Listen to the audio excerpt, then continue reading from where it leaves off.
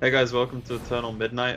The last episode we talked about a little controversial opinions that we have on yeah on Sam Raimi's movies, the Spider-Man ones. We sort of agreed that they're not bad, but they're not as good as people make them out to be. They're sort of decent. They haven't aged too well. But me and Chad, we didn't think too much of Mark Webb's Amazing Spider-Man reboot when we first saw it. I know I thought it was just a rehash, a cash grab, not that good. But now looking back, coming all these years later and rewatching the entire Spider-Man sort of saga of movies, me and Chad, all our opinions have changed, and we thought we'd discuss them. So I know you gave it 4.5 stars. I gave it 4 stars, personally. I thought it was really good. I mean, what did you hmm think? Oh, I love The Amazing Spider-Man. I think when I rewatched it, I literally had forgotten because it's like I watched it in theaters, Hmm. but at the time I was like, oh, I don't want this kind of Spider-Man. Yeah, I like the Sam Raimi ones, and so it's like I bought it on DVD and I might have watched half of it, yeah. and but I did like Amazing Spider-Man 2 in theaters, so I don't know, but Mhm. so I rewatched it a couple weeks ago for the first time in years, and I was literally blown away by how wrong I was on my initial viewing of it. It was, I mean, I honestly like I think everything in it. I'm gonna get hate for this, I know it. I think everything in it far superior than all the Raimi movies combined. The only thing that, just so that I can, keep us above water and stop us from being drowned by angry hordes of Raimi fanboys, I do think the Raimi movies had a better score. I will give them that. I think they had a better Okay, Harry Osborn, and that is where I think things might start. Better Harry and better Norman. But I think in the Amazing Spider-Man, just the first one, just the yeah, first one, yeah. yeah. In just the Amazing Spider-Man, the only thing it does worse is the score. So Okay. overall, I think it did everything better. I think it's aged better. I mean, it did come out in 2012, so will it stand the test of time? Say in another 10 years, we'll see.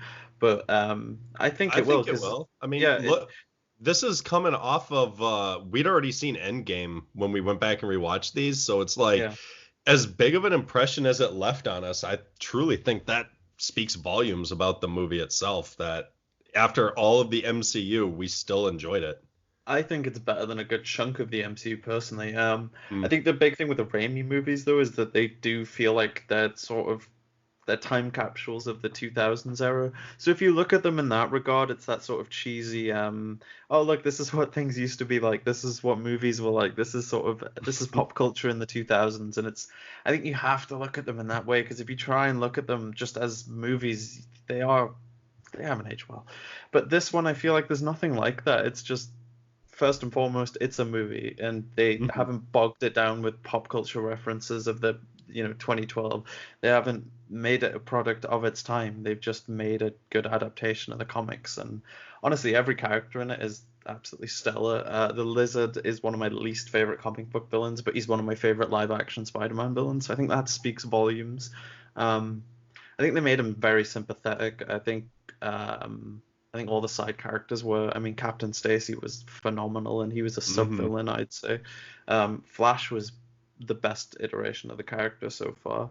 mhm. Um, what I loved is they got the my girlfriend knows I'm Spider-Man out of the way like so quickly. I'm so happy they did that.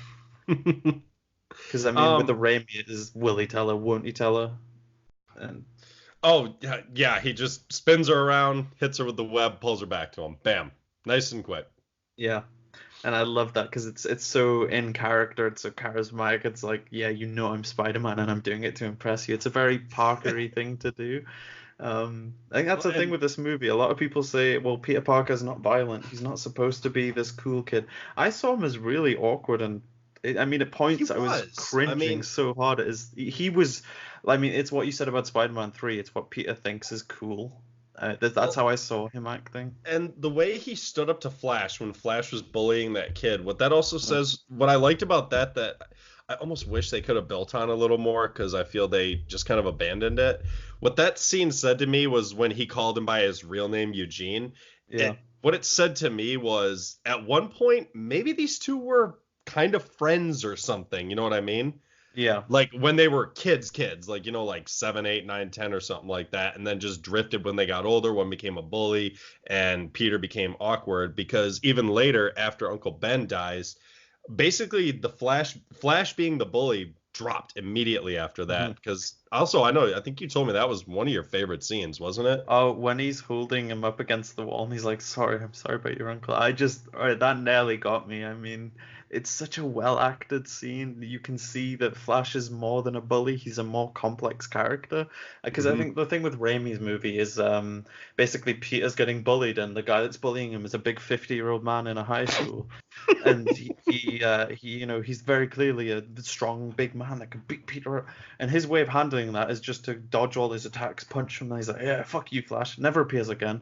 With this one though, Flash is a little more complex. He's clearly got problems beyond the school life he's living. You can tell he's probably got some family problems. He's embarrassed of who he is, his identity, like you said with the Eugene comment. And you can tell that there's something a little bit more behind his character. So when that scene happened, I think it all came out, and it was such a good payoff. Hmm. I think that's just the thing with the Amazing Spider-Man, though, is the side characters all feel a little bit more in depth than any other Spider-Man movie. And especially probably my favorite character of the movie, aside from Spider-Man himself, was Emma Stone as Gwen Stacy. Oh, they have such good Oh chemistry. God. And she was 10 times the leading girl that Kirsten Dunst ever could have hoped to have been. But this the thing I loved is Kirsten Dunst was very much a damsel in distress, which I mean that was outdated a while ago in the comics. I mean doing it in the 2000s movies, it felt a little bit weird, and I never really liked that about her character. It was always, "I'm in trouble, come save me," and Well, the because villains always used that. she was also more independent, even in Spider-Man the animated series, which came She out in the was in the 90s. comics. In the Yeah. 70s and 80s, Mary Jane was always a bit more independent. She stuck up for herself. She was an empowering woman. She was very much her own character, and it blossomed in the 90s comics, as you said, the animated series. So to see them regress and treat MJ like that in the first three movies, it was a bit weird. Seeing Emma Stone's Gwen, though, I mean, she died of her own actions. She was very much an independent character. It was all, you know, she stood on her own two legs. She did what Yeah, I she mean, wanted. No man decided for her, and she wasn't a she ran damsel in it, she distress. ran into Oscorp knowing she could potentially get killed to Hmm. make the cure herself. I mean, And she that didn't die a was damsel in distress either. oh no. She died trying to be the hero, and I think Yeah. that's the big difference with their characters that I love about the Amazing Spider-Man series is she is her own character. She's a bit more in depth. She's less of a prop than Kirsten Dunst MJ was. Well, like even just comparing, and I know comparing isn't really fair, but even just comparing, God, we keep jumping ahead to Amazing Spider-Man 2, but I don't It's care. hard not to. Um, so okay, exactly, but it's like even when Peter went to break up with her in the second one because he was like, "Oh, I made a promise," blah blah blah. You could even see it when she realized why he was doing it, and she's like, "You know what? Fine, if that's how you're gonna be, I'm breaking up with you then. Bye." Yeah, It the was way they like she handled didn't that was sit so much there and better. yeah, she didn't sit there and cry and be like, "Don't do this to me. You love me, blah blah." She was like, "Fine, I know you love me, but if this is really what you're gonna do, then we're done. Bye. I'm breaking up with you." I'm Yeah, like, that just showed so much about her character. and it's hard to speak about this movie without comparing it to Raimi's because I think it took what Raimi did and I think it refined it in such a way. But I do think because for me a huge thing was like you said coming off the bat of Raimi's movies, it was sort of I really missed these characters because I loved James Franco's Harry Osborn, I loved Tobey Hmm. Maguire's Peter Parker. So I think it's just looking all these years later at who replaced him. It's a bit difficult because this was the one that jumped straight after Maguire. So I think the guy coming after Garfield Holland, he had a much better time because people were sore about Garfield more than they were Maguire. But I think it's unfair, and when you go back and you look, you have to take into perspective. We have three different actors now. Sony were bound to reboot it after Spider-Man 3. It's just you have to take it at what it is, and it's a good movie. And I think Oh, you have to extremely. I see it mean, as more than just the shadow of Maguire's movies. yeah, and there was a lot more natural Mm, humor in it too. They finally got the quips down that Spider-Man needed, I thought. yeah. The car thief scene. That's hilarious. Oh yeah, I think Raimi was going more for 60s Spidey, which I get, and it's a good, faithful adaptation to it. But at the same time, the 60s comics haven't aged well, and they didn't age well by the 2000s. So Raimi didn't. He shouldn't have went for that. He should have went for the more iconic Spider-Man, the quipper, the charismatic. There's a more definitive difference between Peter Parker and Spider-Man in the Amazing Mhm. Spider-Man movies, which I think is how the character is now. It's how he was in the 2000s. So I think you have to strike that balance. You have to have it so Peter's the doc. He's awkward and Mhm. he's difficult to speak to. He's not good with women. But then you have him in the Spider-Man persona, and he's confident. He's funny. He's a totally different person. I Mhm. don't think Maguire got that as Peter. He felt the No. same as he did Spider-Man, and I mean, they were finding their footing. But I think Webb came along and he went, well, what did Raimi do poorly? What did he do well? And I'm going to take these aspects and Mhm. hone them. And it feels more definitive as a Webb movie. I think Raimi's felt like Raimi movies, so they both felt that way. This is more a dig at the MCU than anything. Because I forget, Webb, he had just, shit, what was it he did before these? 500 Days of Summer, I think. Yeah, Is my that the one girlfriend's he did? favorite movie. Yeah, I've seen that, and you can tell it's his movie. He Well, has such a style. they don't feel like, I mean, they don't feel like superhero movies first. At least the first No. one didn't. The first one felt like a teen a team a teen drama that had Yeah. Spider-Man in it. And I think that's another reason why at the time I wasn't so gung-ho on it, because I was like, it doesn't feel like the Spider-Man movie. But it's like now in retrospect, it's like it's fresh to see a different feel to the film, if that makes sense. I think after 10 years of superhero movies dominating, it's sort of they all feel very samey, whereas you Well, look back and you get these gems like Amazing Spider-Man where they do feel unique. They just feel like movies. They don't feel like superhero flicks, and I think that's what stands out with it. hmm. And I mean, I love his suit. Oh, I love that's what the I was gonna say. action. That suit was awesome, I thought. Yeah, I I mean, loved it. It looked so like I know everything doesn't always have to be like edgier to be cool, but it was a much like darker, edgier suit than the Raimi trilogy had.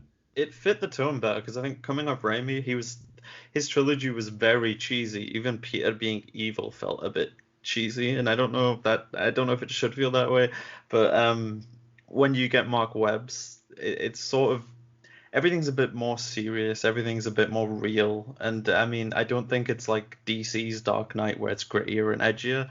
I think it just feels more like you could believe the Spider-Man walks among us. Whereas with Sam Raimi's world, it was like, oh look, it's a stereotypical New York, it's a stereotypical hero, it's a stereotype. Everything felt like Mm-hmm. caricatures.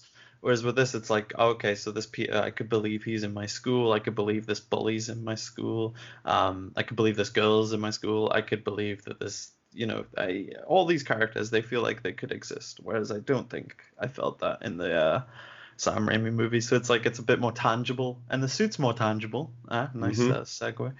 Um, So which I I gotta say my two favorite scenes of the film that I loved both of the I mean I love the movie as a whole, but I yeah think two of my favorite scenes are the one when Peter is first saving the kid on the bridge. yeah And he jumps down to the car and the kid is freaked out and he like takes his mask off and he's like, look, I'm just a regular kid. I'm just a little bit older than you. And he's yeah like, like put the mask on, it'll make you feel brave. I was like, okay, that was a reason, because I know in movies people either hate it or either don't care when we see the heroes constantly taking their masks off just to show the hmm actors' faces. And I was like, okay, this was a scene that made sense why they would have done that. yeah. Um, oh shoot, and my other favorite scene just fell out of my head. Wow. um, Oh, not that memorable. I know, damn it, I just had it. Whatever.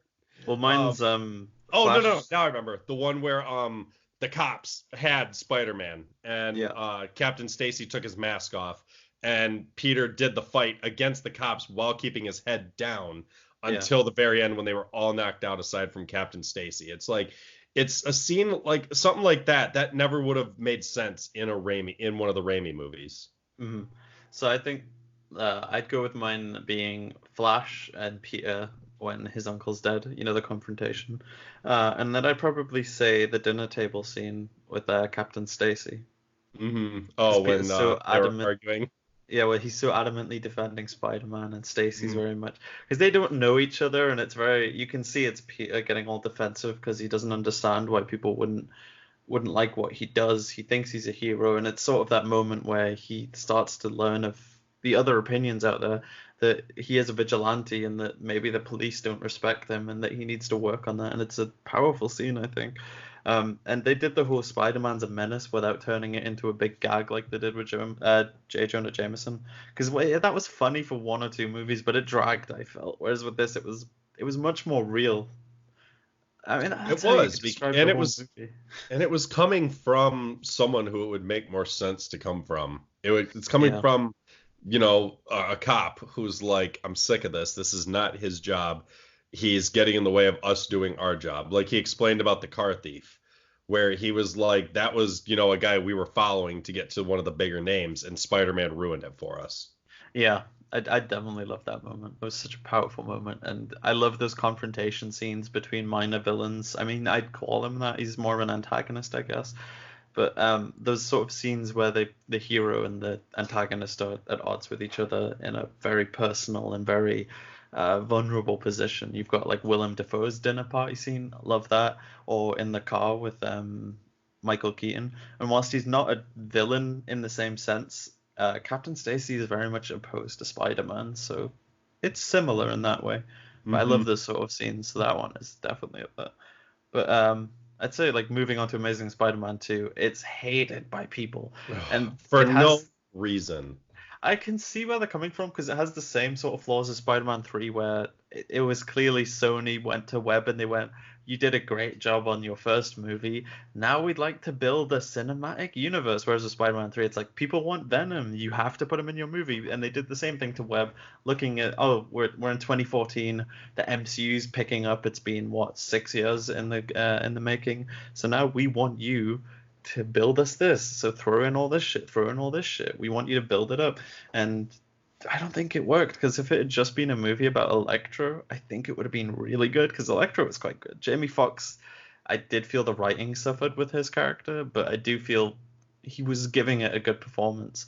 Um, the biggest problem was Harry Osborn dragging the whole movie down because something I didn't mention was in the Amazing Spider-Man, they built up Norman Osborn without ever showing him, and he was terrifying. You knew just from everything we heard about him that he was an absolutely terrifying presence. And then you get to the second one, and it's just, I'm a dying old man that looks a little bit like a goblin. Look, look. I'm actually the Green Goblin. And then Harry's like, "What? You're the Green Goblin?" He's like, "Yes, look, I'm turning into a goblin. And here's the thing I didn't tell you, Harry. It's genetic. And do you know what sets it off, Harry?" "Oh, what, Norman?" "Saying it." "Oh." And then immediately he gets the disease. It's like the writing was just so flimsy and pathetic. And I like the Yeah. movie. I gave it 3 stars because it has All really right. good So action, how's humor, and this? I'd everything. say I'd say the parts where they're trying to build up a universe is where it drags. When the movie is telling the story that Webb originally wanted to tell, when you can tell that's what he wanted to do, I think that's where it still excels.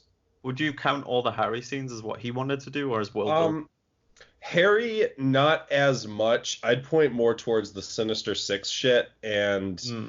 a lot more of the stuff to do with Oscorp. I think the biggest problem with Harry was the casting of Dane DeHaan. I That think a kid lot of cannot it was fucking writing as well. act.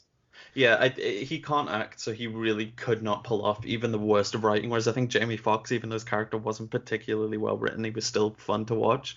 But that kid could not carry a bad Well, script. he can't. He's not. He did fine in Chronicle, but that's Hmm. because it felt like the role was written for him specifically. Yeah, Whereas he wasn't Harry Osborn. I mean, he overacted a lot. I thought. he hammed it up way too much, but Yeah, I do gotta give it him. I gotta give him one. I gotta give him a little bit of credit though. The scene where he was turning into the Goblin, that was phenomenal. that is a badass scene. The way it was filmed, the way it looked, that was You awesome. know what it reminded me of? Mm. American Werewolf in London. Oh, such a good movie. That's the sort of vibe I got. But I mean, I would say he overacted. So every scene he felt, and he felt like Peter Parker in Spider-Man 3 trying to be evil. That's the sort of impression I got. And his script just was not good. He didn't have any good motivations. It was all very what's the word? Coincidental. I did like his goblin design. The only Mhm. problem I had with the goblin itself in this movie was the way he acted, like his voice that he used, where Yeah, it was like that it was like that high but low toned whisper thing. yeah. Peter Parker. I'm The like, way oh, shut up. the way the Goblin always in my head when I'm reading these comics sounds to me is very jokery. And that's the sort of voice I think would fit best. But yeah, like you said, it doesn't fit the dialogue that he's been given. Um, and then I'd also add, I think there's two goblins in the comics. So there's you've got the Green Goblin, and he's just he puts on a mask and he's got heightened strength and stuff, and he wears the that's how I think they should have done it. Not for comic accuracy, just because I think it would Yeah, have but fit they better. just did that. Weren't they going for more of the ultimates in this one, it seemed like, where he actually No, transformed? no, no, no. They were going more, which is my second one I was going to mention. They were going where the Hobgoblin dies and then the Jack-o'-lantern takes over, and then when demons are attacking New York, he makes a deal with a demon and becomes an actual goblin. Rather than making it a disease, I think I would have either went with the suit or I would have went with actually pleading with the demon or something, because that would have been so different and out there. But I think having it as a genetic disease that magically turns on when your father tells you about it, that was a shit writing.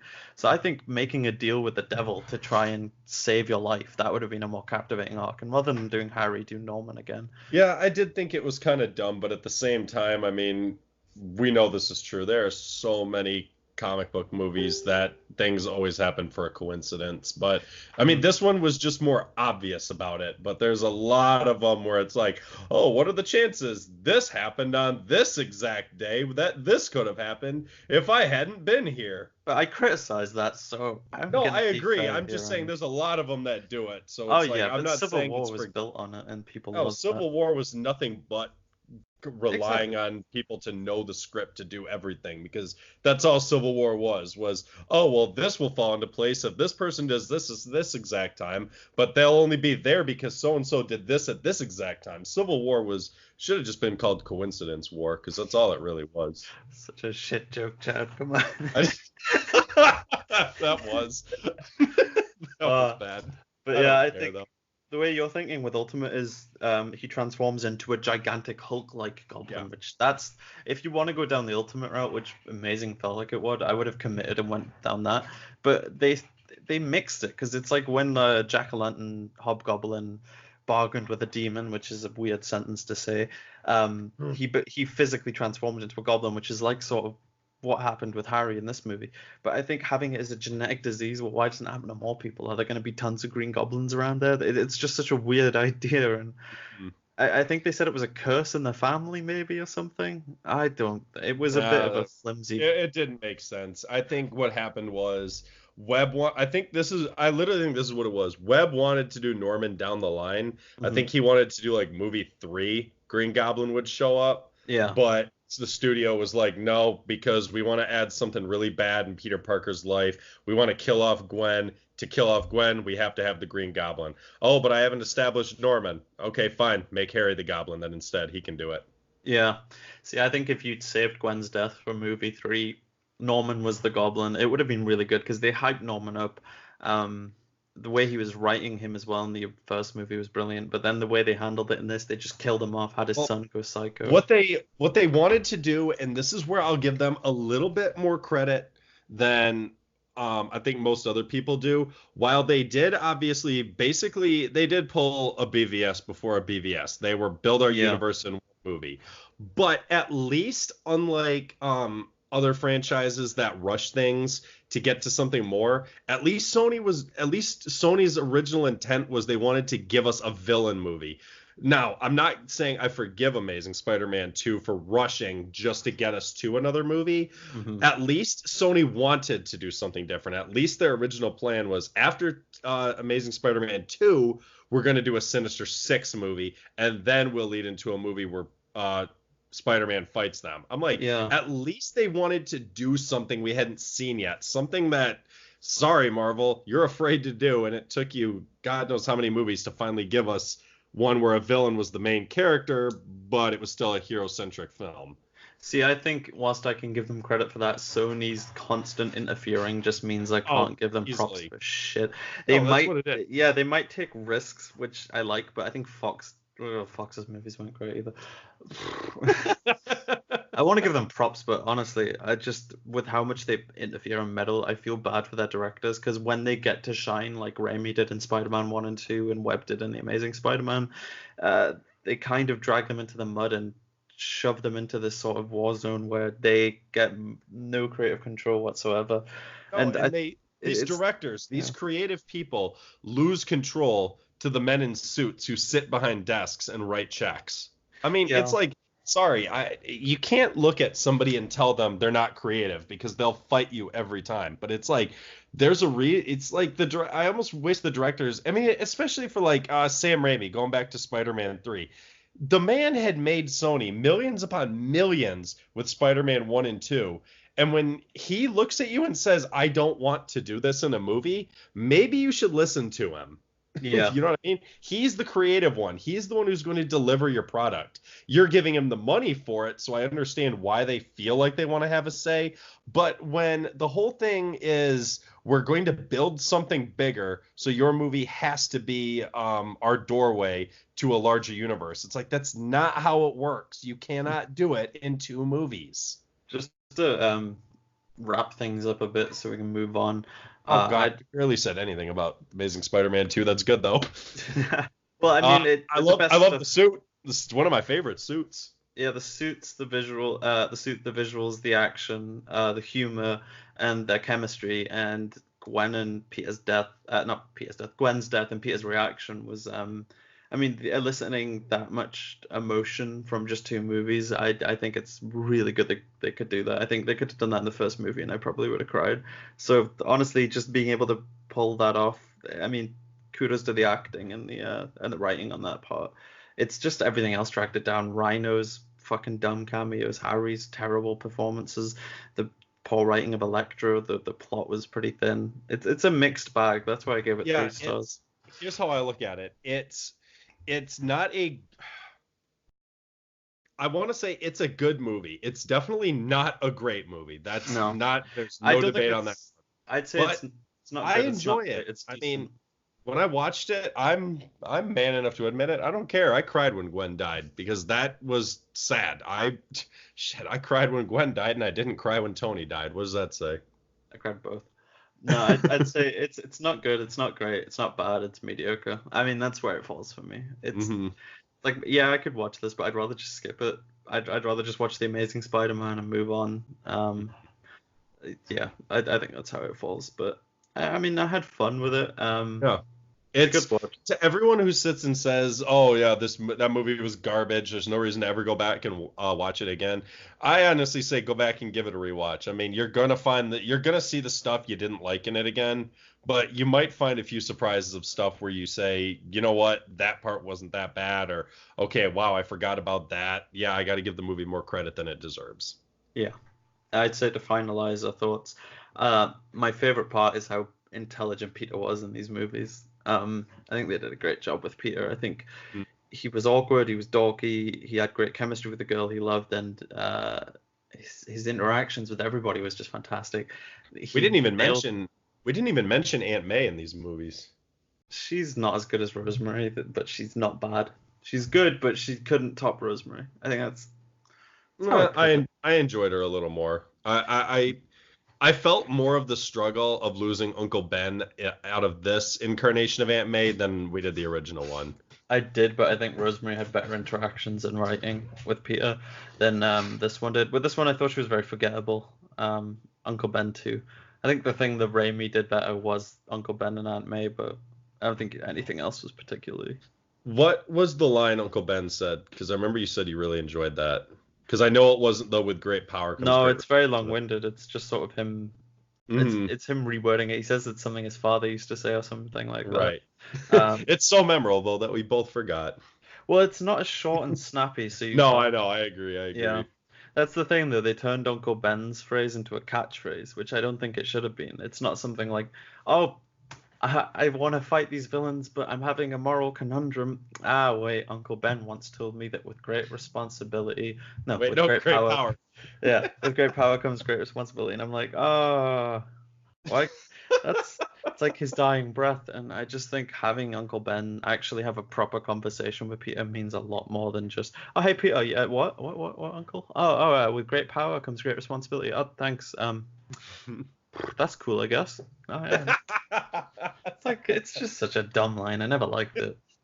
It was, But but it fit with the Raimi movies though. But yeah. so me overall, my final thoughts, and yeah, I don't care. This is gonna get me hate even more than I probably already get. I'd honestly rather watch these than the Raimi movies. I'd I watch one and I'd watch both the first ones. I wouldn't watch two or three of either of them. I'm never gonna watch two again, or I'm never gonna watch Raimi's two again. But nope. Yeah. So overall, yeah, definitely a mixed bag. Started very high, and then once again, Sony's interference and greed got in the way of wanting to build a world, so they ruined what could have been an amazing sequel that had elements that could have made it amazing, but nope, because they wanted to rush things, they killed themselves. They killed it again. Yeah. So I think our thoughts are basically Raimi overrated, Webb underrated. Definitely. Go back Cool. and give them a rewatch, guys. Seriously. Yeah, the whole series. It's definitely worth it. Your opinions might change. Just make sure you go in with an open mind and take off the rose-tinted glasses. Yeah, don't sit and go, it's not Tobey Maguire or Tom Holland. I mean, it's Mm. Andrew Garfield. It's a completely different performance than both of them. So give him his time to shine, please. Yeah, he's definitely worth the try. Even if So you don't like it, it's worth a try. so's Emma Stone. Best she's girl out of she's all. She's the best one out of all the Spider-Man girls so far. Zendaya. Yeah, we'll cover that. Definitely not. No. All right, thanks for watching, guys. Feel free to subscribe if you want to hear us rant about more shit, and check out our Facebook page. Bye, guys.